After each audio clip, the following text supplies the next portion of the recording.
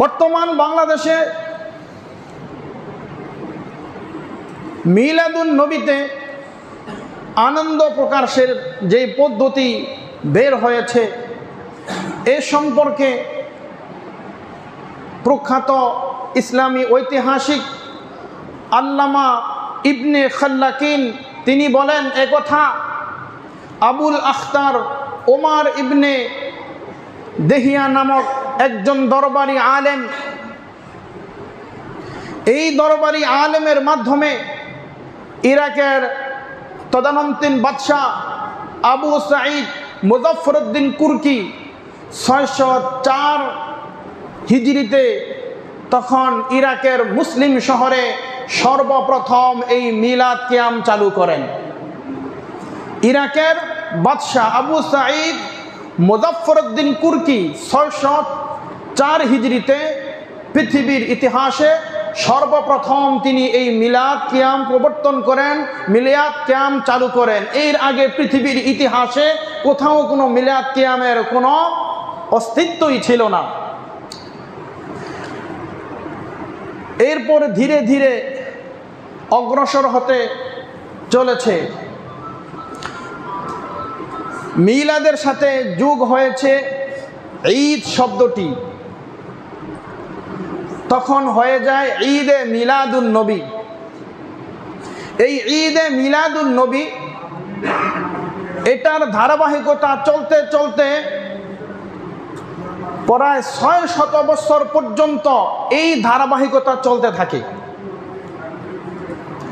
604 হিজরির পরে আরো 600 বছর পর্যন্ত, অর্থাৎ ইংরেজদের শাসন আমল পর্যন্ত এই ধারাবাহিকতা চলতে থাকে। 600 বছর পর এসে ইংরেজদের শাসন আমলে লাহোরের হাজী এনায়েতুল্লাহ এবং মৌলভী মজিদ সাহেবের নেতৃত্বে ঈদে মিলাদুন নবী এবং জশ্নে জুলুস শুরু হয়। এটা হলো পৃথিবীর সূচনার ইতিহাস। আর আমাদের বাংলাদেশে 1974 সালে পাকিস্তানের সিরকুট এর ভণ্ডপীর তৈয়ব শাহ এর নির্দেশে আঞ্জুমানে রহমানিয়া আহমদিয়া সুন্নিয়া ট্রাস্টের উদ্যোগে সর্বপ্রথম বাংলাদেশে এই জশ্নে জুলুস আসে।